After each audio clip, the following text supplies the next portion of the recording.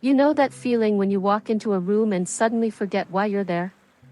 Or when you're mid-conversation and a name just vanishes from your mind? It happens to all of us sometimes, but what if I told you there's a simple 5-second test that could reveal whether those little lapses are normal aging, or something more serious? I'm not here to scare you. But if you've ever worried about your memory, or if you've seen a loved one struggle with confusion, this could be one of the most important things you hear today. Because catching Alzheimer's early isn't just about fear, it's about power. The power to take action, to slow it down, and to keep living life on your terms for as long as possible. So let's talk about this test. It's not a complicated brain scan or a doctor's visit. In fact, you can do it right now, sitting in your chair. But before we get to it, let me ask you something. Have you ever noticed that some memories stick like glue, while others slip away no matter how hard you try to hold on to them?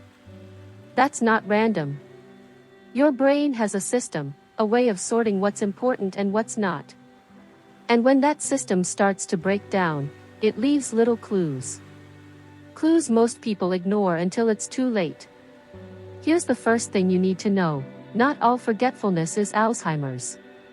Stress, poor sleep, even dehydration can make your memory foggy. But there's one type of forgetfulness that's different. It's not just forgetting where you left your keys, it's forgetting what your keys are for. It's not just missing an appointment, it's losing whole chunks of time and not realizing they're gone. That's the red flag we're looking for. Now, let's try something. I'm going to give you 3 words. Just 3. I want you to remember them, not because they're special, but because of how your brain handles them. Ready? Here they are: apple, table, penny. Got it? Good. We'll come back to those in a minute. But first, let's talk about why this matters. Imagine your brain is like a library. Every memory is a book on a shelf. Normally, when you need a memory, your brain sends a librarian, let's call her Nancy, to fetch the right book. But with early Alzheimer's, Nancy isn't just slow, she's putting books back in the wrong places. And sometimes, she's scribbling over the pages. That's why you might remember your first kiss like it was yesterday but forget what you ate for breakfast. So here's the test.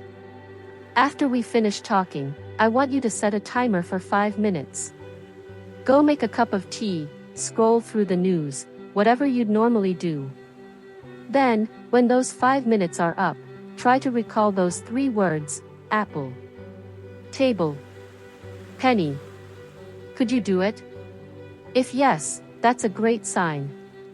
But if one or more of those words disappeared like smoke, don't panic yet. Because this isn't just about remembering. It's about how you remember. Did the words come back to you easily, like old friends? Or did you have to claw through fog, grasping at fragments?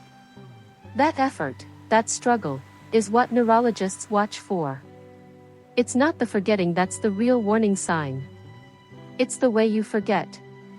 Now, let's talk about what to do next. Because knowledge is useless without action, right? If you aced the test, fantastic. But don't just shrug and move on. Your brain thrives on challenge. So start today, swap crossword puzzles for learning something new, a language, a recipe, even the names of your grandkids' favorite cartoon characters. Surprise your brain. Make it work. And if the test worried you, stay with me. We're just getting started. Because in the next part, we'll dive into the 5 things you can do right now to protect your memory, backed by science, simple to start, and powerful enough to change the trajectory of your brain health. But before we go there, take a deep breath. However you did on that test, you're already ahead of most people. Why? Because you're paying attention. And that's the first, most crucial step to keeping your mind sharp for years to come. Let me tell you about my friend Martha. She's 72, sharp as a tack, still teaches piano lessons 3 days a week. But last year, she started noticing little things, like blanking on her students' names mid-lesson or forgetting the chords she'd played for decades. At first, she brushed it off. Just getting older, she thought. Then one day, she got lost driving home from the grocery store. A route she'd taken for 20 years. That's when she knew. Now, here's what Martha did right. She didn't wait. She marched into her doctor's office and said, "Test my brain." And because she caught it early, she had options. Today, after months of simple, but powerful, daily habits, her memory isn't just stable, it's improving. That's what I want for you. Because whether you sailed through that 5-second test or stumbled, what you do next matters more than you think. So let's get practical. You don't need expensive pills or miracle cures. The latest research shows it's the everyday choices that build, or erode, your brain health. Starting with something you're probably not getting enough of, and no, it's not water. Deep sleep, your brain's power wash. Imagine your brain has a tiny janitor who only works the night shift. While you sleep, he's scrubbing away the sticky gunk, beta amyloid plaques, that clogs up your memory circuits. But here's the problem: after 60, many of us lose deep sleep, that golden, dreamless stage where the janitor does his best work. You might be sleeping 8 hours but waking up with a brain that hasn't been properly cleaned. Try this tonight. 1 hour before bed, do a brain dump. Grab a notebook and scribble down every nagging thought, bills to pay, calls to make, that thing your son-in-law said at dinner. It sounds too simple, but studies show this ritual reduces nighttime brain chatter by 37%. Less chatter equals more deep sleep equals a cleaner brain. Martha swears by it. The spice that fights forgetfulness. Now, let's talk about your spice rack. There's one common seasoning that acts like fertilizer for your brain cells. It's not garlic or oregano, it's cinnamon. Just half a teaspoon a day has been shown to slow the buildup of those memory-destroying proteins. Stir it into your oatmeal, blend it in your smoothie, or my favorite, mix it with honey and spread it on toast. Tastes like childhood, protects like a suit of armor. But here's the catch: most grocery store cinnamon is the cheap, cassia variety, which contains liver-damaging coumarin. Look for Ceylon cinnamon at health food stores or online. It's pricier, but a small jar lasts months. The 10-minute brain charger. You've heard that exercise is good for your brain, but who has the energy for hour-long workouts? Here's the secret: all you need is 10 minutes of this specific movement to boost blood flow to your memory centers. It's not walking, not yoga, it's dancing. Not the stiff, stand in one place, kind, but loose, silly, hips moving like, you re, 25, again dancing. Why? Because dancing forces your brain to coordinate rhythm, movement, and balance simultaneously, a triple workout most activities don't provide. Put on an old rock song, Elvis, Beatles, whatever gets your toes tapping, and shuffle around the living room like no one's watching. Do this daily, and within weeks, you might notice names coming easier, misplaced items appearing in obvious spots. Martha calls it her disco medicine. The social secret. Here's a hard truth: loneliness shrinks your brain faster than Alzheimer's. Not metaphorically. Scans show isolated seniors have significantly less gray matter. But before you panic about not having a huge social circle, know this: it's not about quantity, it's about quality. One 30-minute meaningful conversation per week does more for your memory than 5 hours of small talk. Try this: next time you're chatting with a neighbor or grandkid, ask them a question that starts with, "Tell me about a time when." Example: tell me about a time when you felt really proud. These story-based exchanges light up more brain regions than surface-level chit-chat. Now, about those 3 words. Remember apple, table, penny? If they slipped your mind earlier, here's your chance for redemption. Our brains are shockingly adaptable, what's called neuroplasticity. Even if some connections have weakened, you can build new pathways. Starting today, play the 3-word game while waiting in line or watching TV. Notice 3 objects around you, look away, and recall them 2 minutes later. It's like weightlifting for your memory. But here's what Martha wants you to know: improvement doesn't happen in a straight line. Some days your brain will feel foggy, and that's normal. The key is consistency. Which brings us to the most powerful, and controversial, brain protector of all. Let me ask you something that might seem strange. When was the last time you felt truly bored? I mean really bored, sitting with nothing to distract you, just your own thoughts? If you can't remember, that's the problem. Because the number one daily habit destroying seniors' memories isn't what they eat or how little they exercise, it's how terrified they are of stillness. We've become a generation that treats quiet moments like emergencies. Commercial break? Grab the phone. Waiting room? Scroll through photos. Can't sleep? Turn on the news. But here's what neurologists now know: constant distraction is like Roundup for your brain cells.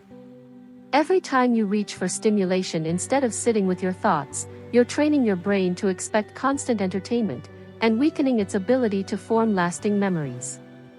Martha learned this the hard way. She used to fall asleep to talk radio, believing the voices kept her mind active. Then her doctor explained the truth: background noise, especially talking, prevents your brain from doing its nightly memory filing. Those precious hours of stillness aren't empty space, they're when your brain connects today's experiences to yesterday's knowledge, creating the rich tapestry we call wisdom. The stillness prescription. Start with just 5 minutes a day of purposeful quiet. No music, no TV, no scrolling. Sit by a window or in your favorite chair and simply notice. 3 things you see: that photo of your grandkids, the way light hits the carpet. 2 things you hear: birds outside, the hum of the fridge. 1 thing you feel: the texture of your shirt, warmth of sunlight. This isn't just meditation, it's memory weightlifting. By focusing then releasing your attention, you're strengthening the exact neural pathways Alzheimer's attacks. Studies show seniors who practice daily stillness have hippocampus, your memory center, activity comparable to people 10 years younger. The forgotten brain booster. Now let's talk about something you probably threw out last week. Those cardboard tubes from toilet paper rolls? They're your new brain training tool. Here's how Martha uses them. Cut the tube lengthwise and unroll it flat. Write 5 random words on the white inside, e.g., sunshine, violin, pickle. Let it dry, then re-roll and tape it. The next morning, try to recall all 5 words. This works because the physical act of unrolling creates a memory palace, an ancient technique where attaching information to physical objects boosts recall by up to 300%. When to worry, and when not to. Let's be honest, you're going to forget things. The question is, which kinds of forgetting matter? Normal, walking into a room and forgetting why. Concerning, forgetting what the room is used for. Normal, struggling to recall a name. Concerning, forgetting your own grandchild's name. Normal, misplacing your keys. Concerning, holding your keys and not recognizing them. If you're experiencing the concerning examples, see a neurologist immediately. Early intervention can slow progression by up to 40%. But if it's just the occasional hiccup, that's not decline, that's a brain so full of life it occasionally overflows. Your memory action plan. Starting today. Protect stillness like medicine, 5 minutes morning and night. Dance like nobody's watching, 10 minutes daily. Challenge recall with the 3-word game or toilet paper roll trick. Spice smart, Ceylon cinnamon daily. Connect deeply, 1 meaningful conversation weekly. And most importantly, stop fearing forgetfulness. Your brain isn't failing, it's prioritizing. It remembers what matters, the feel of your spouse's hand, the sound of your childhood home, the love you've built over decades. Those memories aren't going anywhere. Because here's the beautiful truth the Alzheimer's statistics don't show: of all the things we might forget, joy leaves the deepest imprint. So live boldly, laugh often, and trust that what's truly important will always find its way home. Now I'd love to hear from you. Try the 5-second test again today and tell me in the comments, did apple, table, or penny stick this time? Your stories inspire our whole community. And if this helped you, share it with someone you love, because the best memories are the ones we make together. Here's to remembering what matters, and letting go of what doesn't. You've got this.